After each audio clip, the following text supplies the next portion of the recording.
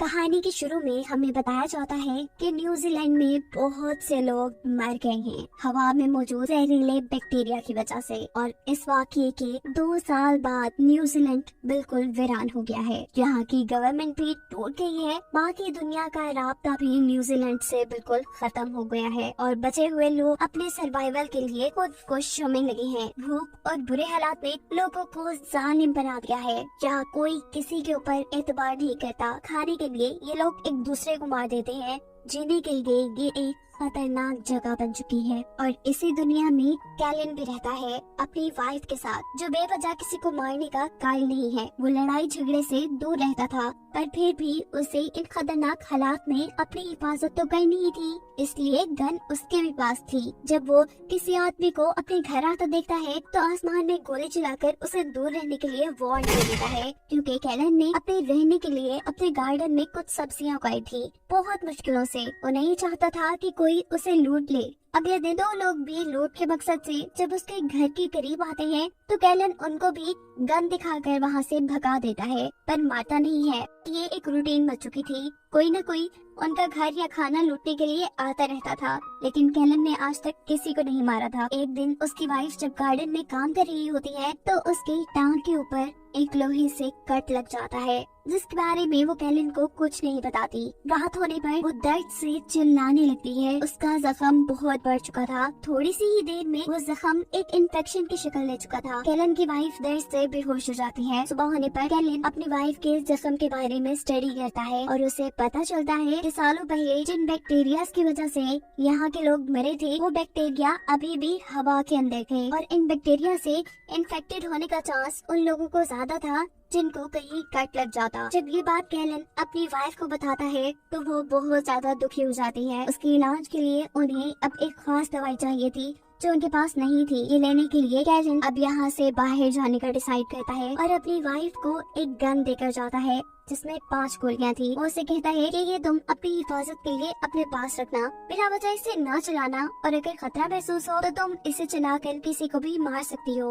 अब जैसे हमें पहले पता है कि यहाँ पर तो लोग चलते फिरते इंसान को मार देते थे, इसीलिए कैलन के पास से कोई भी गुजरता तो वो उन्हें कह देता कि वो कोई लड़ाई नहीं चाहता। लेकिन फिर भी कुछ लोग तो बहुत ही पागल हो चुके थे और ये अब लोगों को मारने में मजा आने लगा था। ऐसे लोगों को देखकर कैलन को रास्ता भी बदलना पड़ता है। फाइनली वो एक छोटे से घर के सामने पहुंच जाता है। दरवाजा नॉक करने पर जब अंदर से कोई आवाज नहीं आती तो अंदर जाकर वो घर को चेक करता है। वहाँ बहुत सा सामान रखा था और काफी ज्यादा वेपन्स भी। अचानक पीछे से कोई आदमी आकर उसके ऊपर गन दान लेता है।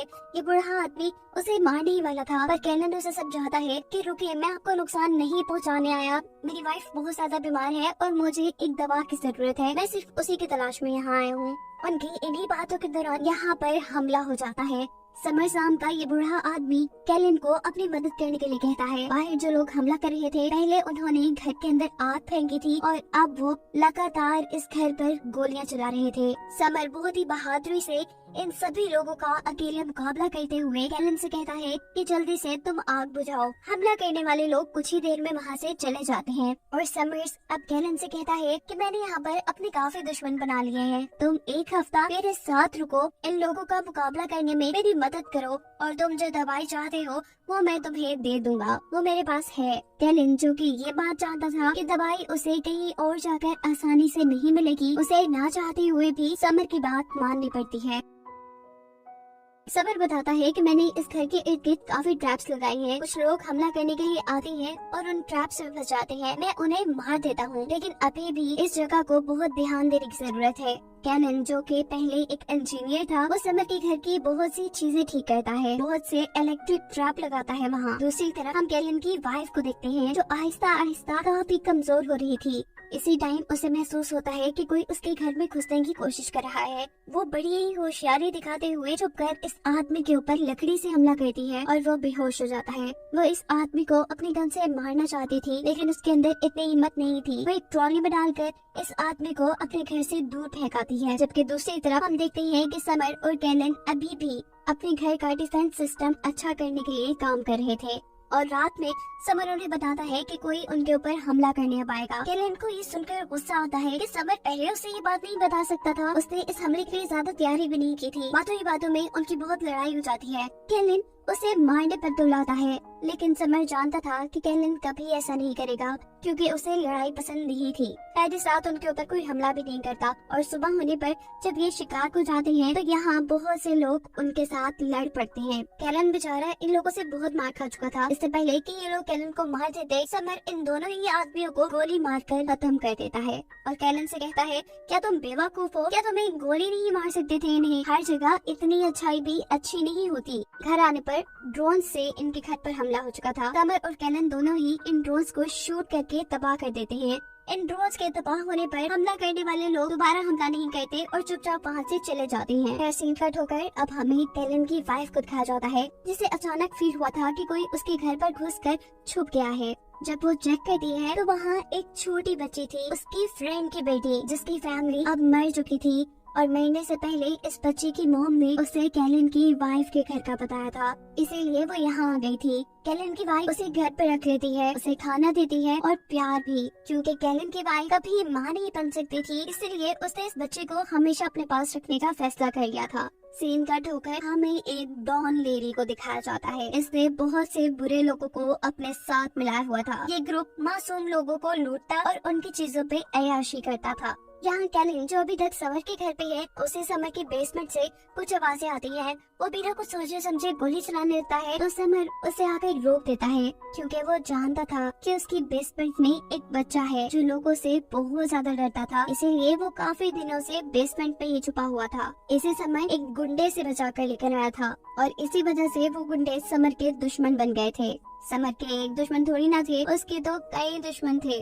कैलन की वाइफ जो अपने घर पे अब उस छोटी बच्ची के साथ रहती थी, उसके घर पर दोबारा वही बूढ़ा आदमी आ जाता है, जिसे एक मर्तबा पहले भी उसने बेहोश करके घर से बाहर फेंका था। वो इस मर्तबा भी उसके ऊपर हमला करके उसे घर से बाहर फेंकाती है। वो उसे मारना चाहती थी लेकिन ऐसा नहीं कर पाती। तब वो आदमी कहता है कि तुम मुझे मार ही दो, यही बेहतर है, नहीं तो मैं बार बार आता रहूंगा। इसी रात वो समर्स के घर पर भी हमला कर देता है। हमला करने वाला वही आदमी था जिसके बारे में आज समर ने कैलन को बताया था, जिससे वो एक बच्चे को छुड़ा कर लाया था। हमला करने वाले दुश्मन ये जानते थे कि आसपास बहुत से ट्रैप्स लगे हैं, इसीलिए वो एक टैंक समर्स के घर के पास भेजते हैं, जो टैंक बुरी तरह उनके घर के ऊपर बमबारी कर रहा था। समर और कैलन अपने साथ साथ इस घर को भी बचाने में लगे हुए थे और तभी मौका पाते ही समर्स का दुश्मन बेसमेंट के अंदर घुस जाता है, जहाँ उसे वो बच्चा भी मिल गया था। वो इस बच्चे के मुंह पे पट्टी बांध देता है और इसके हाथ भी बांध देता है और फिर एक खुफिया रास्ते से घर के अंदर आता है, जहाँ पर समर और कैलन दोनों ही थे। वो समर को गोली मारकर जख्मी कर चुका था और इससे पहले कि वो कैलन को भी मारता, कैलन और वो आदमी एक दूसरे को ही देखकर शॉक हो जाते हैं। हमें पता चला है कि कैलन इस बुरे आदमी का बेटा है। ये बुरा आदमी कैलन को भी अपने ही जैसा गुंडा बनाना चाहता था, लेकिन जब कैलन ने अमन की जिंदगी चुनी तो इस आदमी ने अपने बेटे यानी कैलन को छोड़ दिया और जिस बच्चे के पीछे वो पड़ा था, कैलन के डैड अब उसे अपना बेटा बनाना चाहते थे।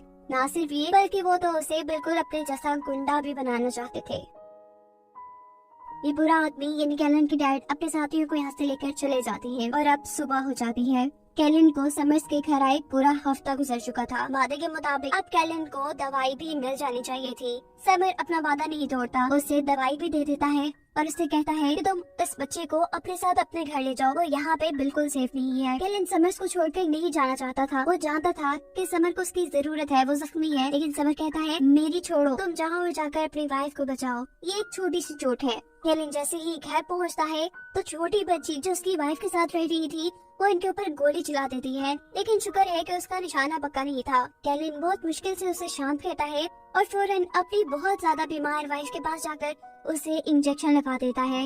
उसकी हालत इतनी बुरी थी कि कैलन को लग रहा था कि वो बिल्कुल मर चुकी है, पर उसकी अच्छी किस्मत दवाई के असर करने पे जल्द ही वो होश में आ जाती है। लंच के टेबल पर ये लोग बातें करते हैं। कैलन अपनी वाइफ को अपने साथ लाए बच्चे से मिलाता है, जबकि कैलन की वाइफ उसे अपने घर पर मौजूद एक बच्चे से। ये दोनों वैसे भी बच्चे चाहते थे और अब इनकी फैमिली कंप्लीट हो चुकी थी, लेकिन कैलन अभी भी थोड़ा उदास था क्योंकि वो जानता था कि समर्स को उसकी जरूरत है, वो जख्मी है और जरूर उसके दुश्मन उस पर हमला करने आएंगे। वो उसकी मदद के लिए वहाँ जाता है और इस मर्तबा समर्स की अपनी बेटी अपने गुंडों के साथ उसके ऊपर हमला करने के लिए आती है। ये लड़की और कोई नहीं बल्कि मूवी में पहले दिखाई जाने वाली डॉन लेडी ही है।